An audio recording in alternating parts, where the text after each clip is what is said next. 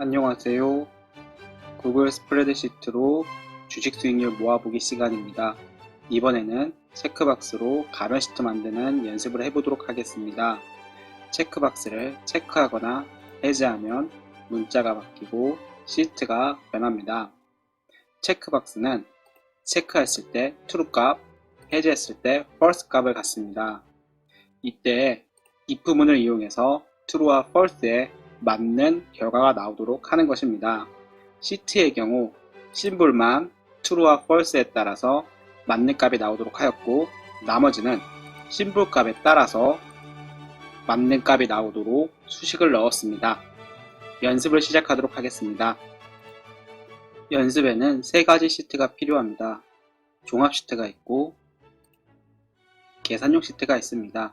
계산용 시트에서는 심볼에 두 가지 조건을 구해주기 위해서 필요합니다. 매매 입력 시트의 경우 주식을 매수한 부분과 주식을 매도한 부분을 함께 입력해 두었습니다. 먼저 체크박스를 만드는 방법입니다. 체크박스는 상단 메뉴 삽입에서 체크박스를 선택해서 만들 수 있습니다. 또한 마우스 오른쪽 클릭 빠른 메뉴에서 데이터 확인을 클릭하고 기준에서 체크박스를 선택하면 역시 체크박스를 만들 수 있습니다. 그리고 데이터 확인에서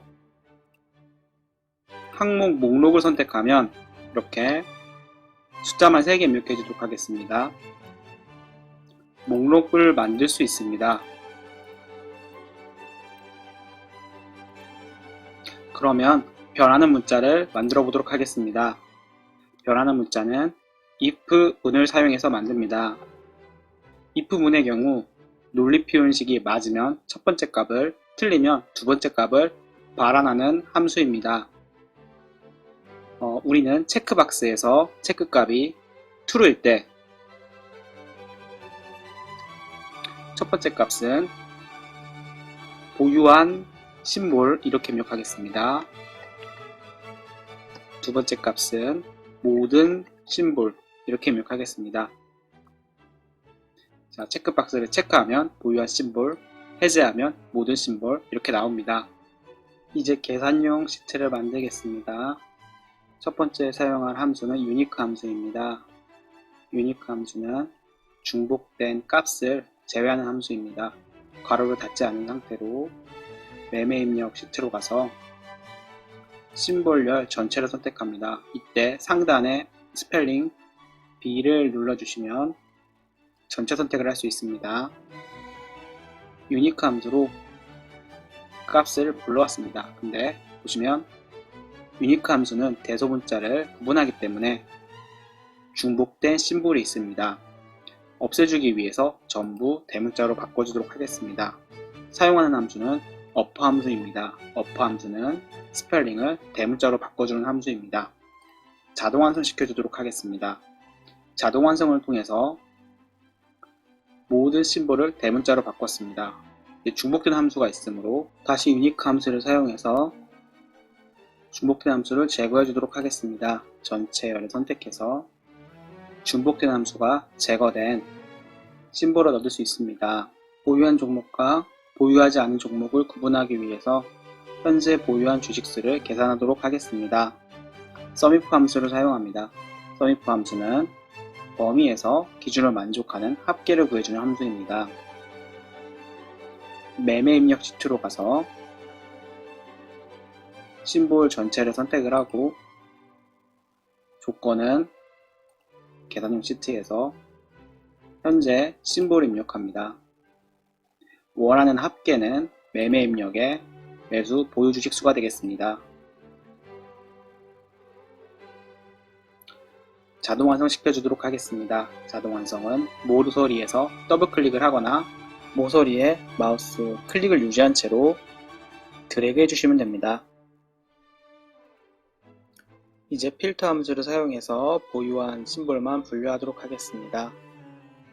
필터 함수는 범위에 그에 맞는 조건을 넣으면 조건에 맞는 값만 반환해주는 함수입니다.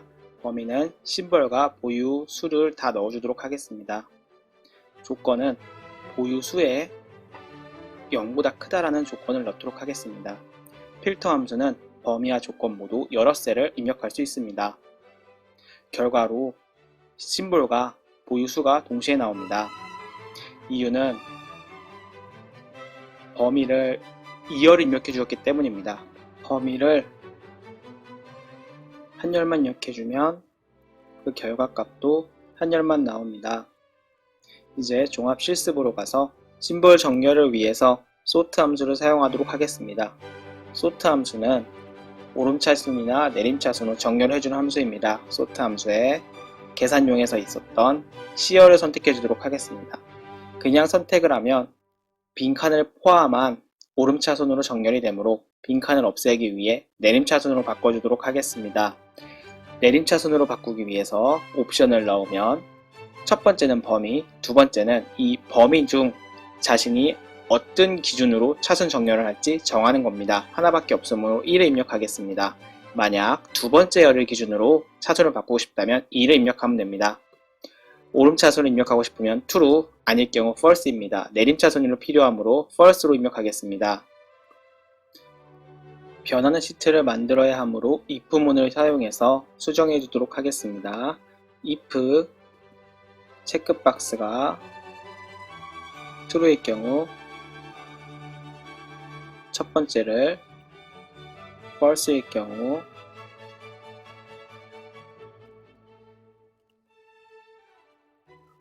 이열을 골라주도록 하겠습니다. 이렇게 되면 체크박스가 체크함에 따라 문자가 변하고 해제하면 시트가 변하게 만들 수 있습니다. 보유수와 현재 가격, 종목명도 채워보도록 하겠습니다. 보유수는 sumif 함수를 통해서 범위는 매매 입력의 심볼 전체, 기준은 실습의 심볼, 합계는 매매 입력의 매수 주식 수를 입력합니다. 자동 완성시켜줍니다. 하지만 그냥 자동 완성시키면 밑에까지 입력이 되지 않을 수 있으므로 꼭 전체가 다 입력되도록 해줍니다. 왜냐하면 체크박스를 클릭했을 때 시트가 변환되는데 밑이 입력되어 있지 않으면 그 값이 나오지 않게 됩니다. 그 다음은 현재 가격을 넣어보도록 하겠습니다. 심볼만 입력하면 현재 가격입니다.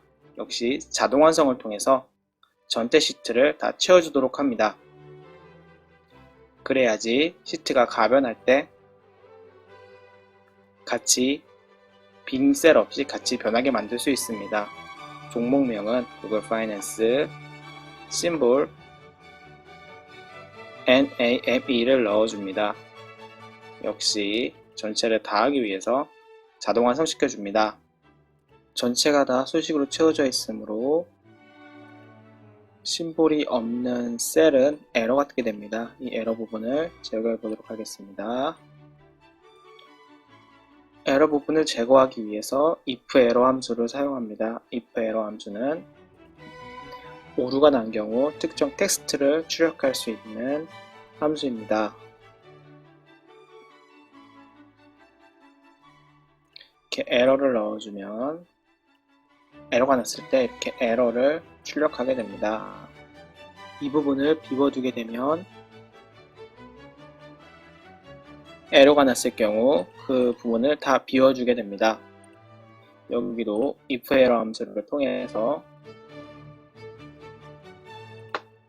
처리해 주도록 하겠습니다. 에러가 떠도 아무 값도 나오지 않게 됩니다. 이거는 가변 시트이므로 모든 시트의 내용을 다 채워주는 것이 좋습니다. 그 다음 보유수의 경우, 보유수가 없는 경우 0이 뜨면 가독성이 좋지 않으므로 이 0을 제거해 보도록 하겠습니다. 0을 제거하기 위해서 if 함수를 사용하도록 하겠습니다.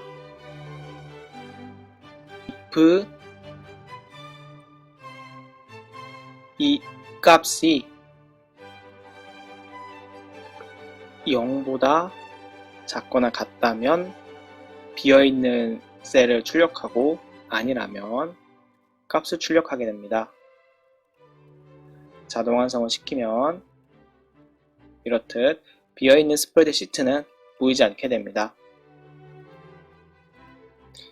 이렇게 가변하는 시트를 완성해 보았습니다.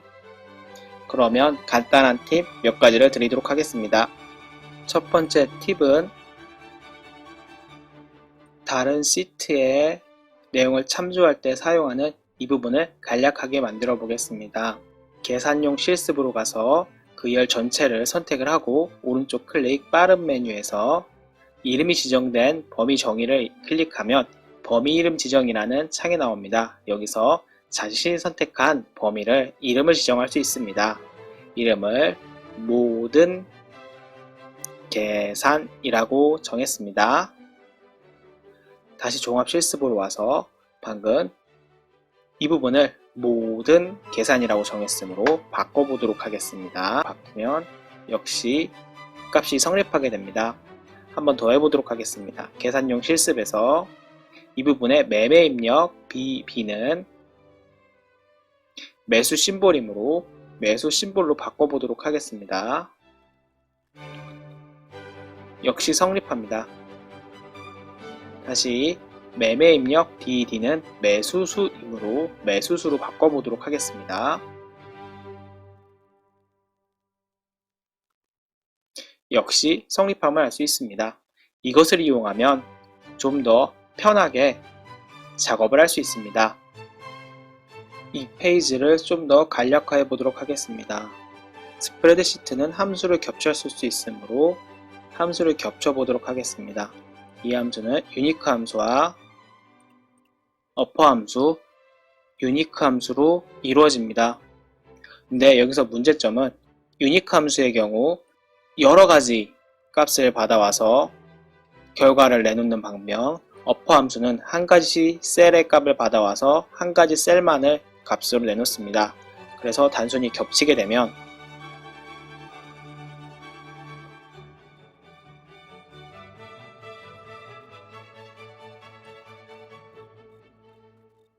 결과값이 하나의 시트만 나오게 됩니다. 이것을 처리하기 위해서 Ctrl, Shift, Enter를 누르게 되면 Array Formula라는 새로운 함수가 씌워집니다. 이것은 배열을 쓰지 않는 함수를 배열 계산을 해줄 수 있게 해주는 함수입니다. 이렇게 되면 upper 함수도 유니크 함수처럼 여러가지 값을 받아올 수 있게 됩니다. 보다시피 한 번에 유니크 함수와 upper 함수가 적용된 그 결과를 얻을 수 있습니다. 이번에는 Array Formula 함수를 이용해서 이 부분을 좀 더 간략화해 보도록 하겠습니다. SUMIF 함수는 Array Formula 함수를 쓸 수 있는 함수입니다. Array Formula 함수는 입력 값을 이렇게 배열로 받아와야 합니다. 밑에를 다 지워주면 이렇게 결과 값을 얻을 수가 있습니다. 중요한 점은 Array Formula 함수의 경우 SUMIF 함수는 사용할 수 있지만 종합 시트로 넘어와서 구글 파이낸스 함수에도 Array Formula를 적용해 보도록 하겠습니다. Ctrl, Shift, Enter가 Array Formula를 넣는 키입니다. 인수도 A7, A를 넣어줍니다. 밑이 에러가 뜨지 않습니다. 이유는 Array Formula 함수의 경우 몇몇 함수는 여러 개의 인수를 받아서 여러 개의 인수를 출력할 수 있지만 몇몇 함수는 여러 개의 인수를 받아오지 못합니다. 구글 파이낸스 함수도 그런 함수 중 하나입니다. Array Formula가 통하는 경우 이것을 이용하면 수식 하나로 이렇게 밑부분을 다 정리할 수가 있으므로 편하게 사용할 수 있습니다. 이상으로 체크박스로 가변 시트 만들기 연습을 마치도록 하겠습니다. 시청해주셔서 감사합니다. 재밌는 하루 되세요.